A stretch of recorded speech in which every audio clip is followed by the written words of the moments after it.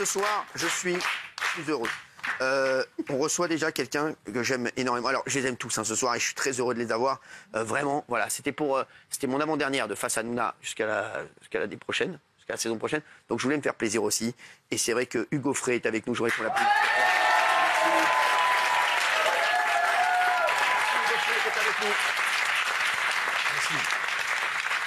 Hugo Frey, que vraiment, humainement, c'est quelqu'un que je trouve exceptionnel. C'est un artiste, je connais tout par cœur aussi.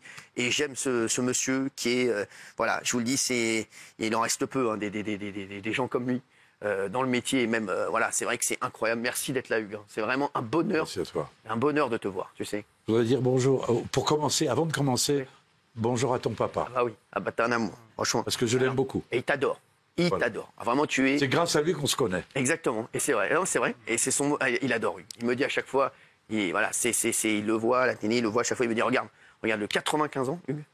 94. 94. Je t'en rajoute un, c'est pour moi. Je t'en rajoute un, c'est pour moi. Celui-là, c'est cadeau, d'accord 94. Non mais, je vous jure que quand vous êtes arrivé dans le studio, tout le monde a dit mais c'est quoi ce beau... Non mais franchement, c'est incroyable. C'est Géraldine... On ne croit pas en fait, c'est pas possible. Ouais, c'est vrai. Non, c'est pas possible. J'ai demandé à Géraldine quel âge avait Hugo Frey, elle m'a dit 75, 80. Ouais. C'est vrai. Là, il y a 5 minutes. 14. Incroyable. Franchement, c'est formidable. Hugues, est-ce que tu as un secret ou pas? Franchement, parce que t'as quoi? C'est quoi? Bon, c'est simple. J'ai arrêté de fumer et de boire au bon moment. C'est à quel âge? Oh, ça doit être 45 ans. Aïe, pour les autres, il y en a beaucoup pour qui c'est ça. Boire un petit peu, mais fumer, pas du tout. Ah ouais. Fumer, c'est catastrophique. Alors attends, Hugues, tu me dis que moi, je bois pas, je fume pas. Je me drogue pas. C'est pour ça que je suis ici. Je sors pas. Tu vas être sorti.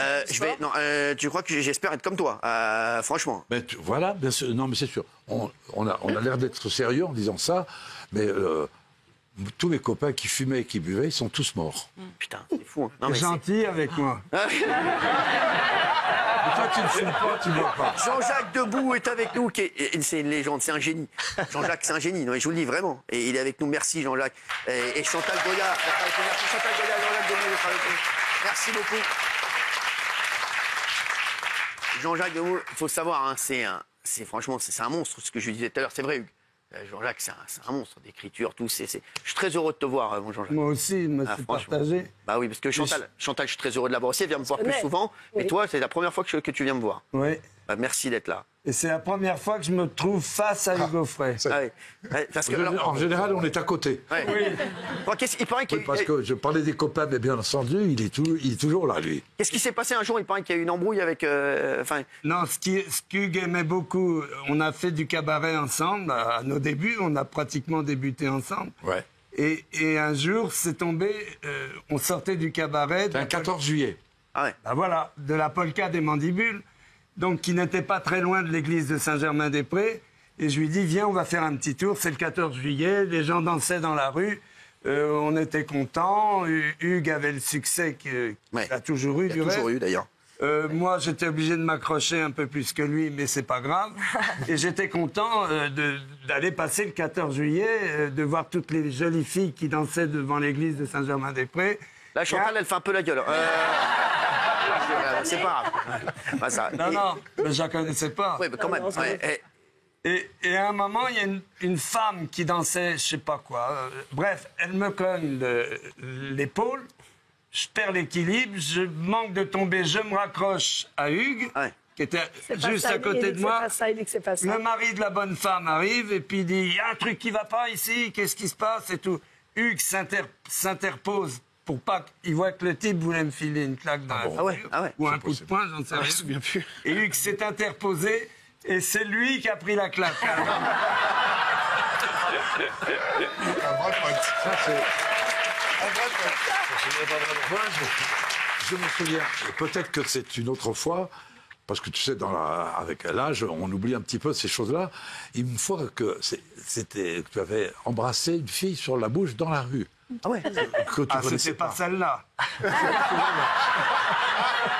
Et je crois que c'est le bonhomme qui a cru que c'était moi qui l'avais embrassé. Ah voilà, il y a eu ça aussi. Et je me suis interposé et j'ai pris le coup, mais T'as pris le coup je quand l'ai même, rendu. hein. C'est dangereux de votre Ça a été un coup de poing, moi. Ah ouais, quand même. C'était au 14 juillet suivant, ça. Je comprends pourquoi on l'appelle Jean-Jacques Debout. C'est que Toujours je suis moi toujours celui Jean-Jacques, pour toujours défendre celui qui est attaqué. Ouais, c'est ça. C'est bien. C'est dans ma nature. Bravo. Hugues, c'est une carrière incroyable, Hugo Frey. C'est en 61 que vous sortez le son qui va propulser votre carrière Santiano. Après, bon, il y a eu plein d'autres titres derrière. Après, c'est vrai qu'on a l'impression que vous avez toujours été là. Il n'y a pas eu de moment de creux, truc. Vous avez toujours fait votre carrière tranquillement. Et c'est vrai qu'on l'a vu, on a vu l'accueil du public. C'est incroyable.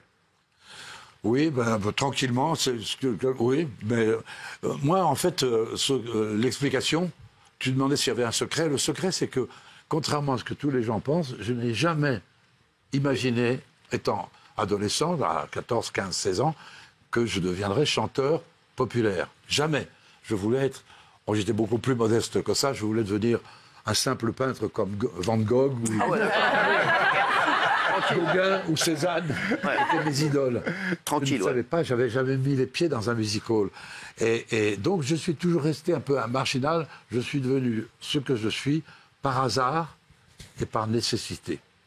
C'est la définition de la création de l'univers par le prix Nobel de médecine Monod. Le hasard et la nécessité a fait de moi un chanteur. Alors, il a fait plein de... Donc, je suis toujours un peu en marge. Alors, Hugues, vous avez fait l'Eurovision aussi avec le Luxembourg en 64. Vous avez terminé 4e, à égalité avec la France d'ailleurs. J'étais 3e en fait. Ah ouais.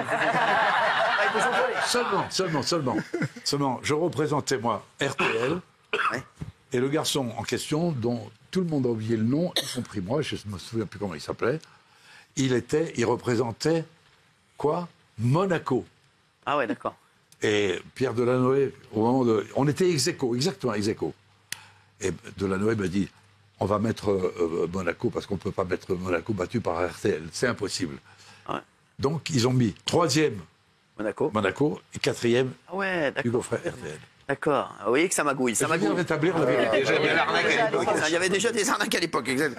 Et vous avez récemment chanté pour le pape François en février dernier.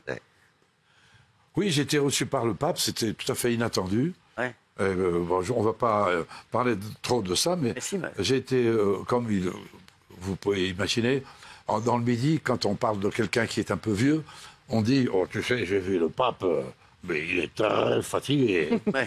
Ouais. Fatigué, ça veut dire qu'il est vraiment... On m'avait dit, soyez bref. Alors, pour être bref avec une chanson qui dure minimum 3 minutes, Ouais. il faut retirer au moins 2 minutes et demie. Ouais, c'est ça, ouais. Donc j'ai dit, qu'est-ce que je peux faire? Et je vais lui chanter le dernier couplet d'une chanson que j'aime beaucoup parce qu'on m'a dit que Brassens avait dit qu'il aurait aimé l'écrire. C'est la chanson Le Petit âne gris. Il raconte l'histoire d'un animal qui a travaillé toute sa vie dans une ferme et à la fin de sa vie, la ferme a été vendue et le pauvre âne, il finit tout seul et il meurt dans une écurie tout seul. Et un curé d'Alsace, le père Joseph de Still, à côté de Strasbourg, m'a dit un jour, j'aime beaucoup vos chansons, mes enfants aiment beaucoup vos chansons, mais vous les faites pleurer. Vous faites pleurer avec Céline, C'est vrai. avec Stu Ball, Ouais. avec Adieu Monsieur le Ouais, c'est ça, Professeur, ouais, c'est vrai. avec le petit âne gris. Ouais. C'est pas bon ça. Ah. Alors je suis rentré chez moi, j'ai dit, mon père Joseph, je vais réfléchir. Et j'ai écrit, mais alors, en quelques minutes, ce qui est extraordinaire pour moi, parce que je suis très lent, j'ai écrit les quelques vers que je vais vous dire. Enfants inconsolables, de grâce, ne pleurez plus. Dans cette modeste étable, votre âne est revenu. Dans la nuit de Noël, réchauffez l'enfant nu, réchauffez l'enfant Jésus. Voilà. C'est le dernier couplet, le nouveau couplet d'une chanson que j'ai écrite il y a 40 ans et que maintenant je chante avec ce dernier couplet. Et je dis merci au Père Joseph, que je salue. Salut également. Hugues, 94 ans, il y a une chose qui est sûre, c'est que vous n'êtes pas prêt de vous arrêter. Vous avez confié, je ne prendrai jamais ma retraite parce que je n'ai jamais travaillé. Je chante et je joue de la musique. Bah, vous êtes un peu comme Bernard Montiel. Donc je m'amuse. Jamais travaillé, c'est vrai. Donc je m'amuse même si je suis payé pour m'amuser. C'est vrai, c'est ce que... Vous avez dit, je m'amuse même si je suis payé pour m'amuser. Mais je pense que les artistes, principalement ceux qui sont instrumentistes, ou les peintres ou les sculpteurs, je ne veux pas dire que ce sont des escrocs, mais ce sont quand même un peu des hypocrites parce qu'ils passent leur temps à s'amuser. On dit je joue du piano, on dit je joue de la guitare, on dit je joue une pièce au théâtre, on joue un rôle au cinéma. C'est un métier de gens qui jouent, on est payé pour jouer. Alors je trouve que c'est beaucoup... Non, je respecte trop les travailleurs. Les travailleurs, vous savez, tu sais d'où vient le mot travail? Non. Tripalium. La personne ne le sait. Tripalium. Moi, je vais vous le dire. C'est un mot qui date du Moyen-Âge, en français, qui indique un instrument de torture À 3 têtes. Ah ouais. qu'on faisait subir aux gens pour leur faire avouer des péchés qu'ils n'avaient pas faits. Bien. Le travail est une torture. Et c'est ces gens-là, ceux qui travaillent et qui souffrent, qui ont droit à la retraite. Ah ouais. Pas les artistes. Bon. Bah, quand je vais expliquer ça à mon fils, le travail c'est une torture. Hein, déjà que déjà que c'est compliqué. C'est vrai, il a raison. On dit je joue. On dit au tennis, je joue. Vous jouez au con, par exemple. Voilà. C'est vrai. Voilà, mais c'est vrai. Voilà. Mais ça paye. Ça paye, oui. Exactement. Vous passez le temps à rigoler. Donc c'est que vous vous amusez. Exactement. Si vous vous amusez, vous ne travaillez pas. Je vous jure que c'est vrai. Alors c'est vrai. pas de retraite. C'est vrai. Alors, on a parlé également énormément de votre femme, Hugues, puisque vous avez 45 ans d'écart, qu'elle vous êtes rencontré dans le TGV Genève-Paris en 2005. C'est beau ça. Oui. Puis on s'est parlé, on s'est vouvoyé pendant 3 ans. Et comment vous l'avez rencontrée dans le TGV? Elle était assise à On l'a côté de vous? rencontré comme ça. Puis elle était avec son parrain qui était là, qui m'a reconnu, qui m'a demandé un petit autographe que je lui ai donné volontiers. Quand j'ai vu Muriel, c'était le coup de foudre. Ah ouais. Le coup de foudre, la beauté de la jeunesse. Voilà, vous la voyez. Ah ouais, c'est vrai qu'elle est belle. C'était Vous êtes beau aussi. Mais j'étais marié, père de 2 enfants. Ah ouais. Et j'avais juré à ma femme que jamais je ne divorcerais. C'est ce que j'ai fait. Et les années ayant passé, la mère de mes enfants, donc Hélène, étant décédée, j'ai dit à Muriel, ça fait maintenant 25 ans qu'on se connaît, et qu'on était ensemble, elle me suivait en tournée. Je dis maintenant, à ton tour d'être assise à côté de moi, je t'épouse. C'est beau. Ça. Marié à Marly Leroy, avec le père Joseph, pour qui j'ai écrit la fin du petit âne gris qui est éternelle. Déjà. Attends, je termine avec ça. Je me suis engueulé par le curé, parce qu'il m'a dit, vous savez ce que vous avez fait? Vous avez ressuscité l'âne. Je dis, oui, mais vous n'avez pas le droit. Il n'y a que Dieu qui peut ressusciter. Ouais, c'est vrai. C'est vrai. Il m'a engueulé. Vous étiez célibataires tous les deux quand vous êtes rencontrés dans le train. Moi, j'ai eu un petit coup de foot pour le contrôleur Pedro un jour. C'est le même que le prof de Dans sport. le train, ouais. Non, mais c'est fou, c'est une belle histoire, sans rigoler. Magnifique. C'est fou. Et c'est 28 ans après votre rencontre que vous êtes mariés. 28 ans après. Ouais, elle est belle comme tout, là. Ah oui, non, mais vous aussi, vous êtes beaux tous les deux. Elle est un beau couple. C'est vrai que elle a 49 ans, Muriel. 45 ans vous séparent, mais c'est vrai que J'aime pas quand Ouais. on donne... Moi, j'aime pas les anniversaires. Ah, moi aussi, je déteste ça. C'est pour les enfants, les anniversaires. Ouais, exactement. Passer vrai. quand ils sont Moi, je fête adultes, jamais. là, c'est fini. Mais ouais, ça y est, je suis d'accord. Ouais. T'es Ah ouais. d'accord? Bien sûr. Non, mais c'est Bon vrai. anniversaire. Bah, jamais, voilà, jamais. Franchement, jamais. Alors, vous avez des invités incroyables à votre mariage. Hein. Il y avait Renaud, il y avait Jean-Luc Reichmann, Jean-Luc d'ailleurs que j'embrasse, Ouais. que j'aime aussi très fort. Jean-Luc qui est un amour de mec aussi. Et il y a une rumeur qui vous a particulièrement agacé à l'époque. On vous accusait d'être polygame et d'aimer 2 femmes en même temps. Non, ça jamais. Ça jamais, je J'ai sais. pas été polygame, Bien sûr. c'est-à-dire que ma femme était à la maison, s'occupait des enfants, et moi, j'ai habité avec Muriel, et voilà, et je dis à ma femme, je te mens pas. Oui. Donc, Oui. C'est ça. on trompe quand on ment. Exactement. Je n'ai pas menti, C'est vrai. mais voilà, je vivais avec Muriel, et mes enfants étaient au courant, polygamie. mais je ne vivais pas avec les deux. La polygamie. Exactement. Ouais, c'est ça. Je ne vais pas donner de détails, mais je ne vivais pas avec les deux. Voilà.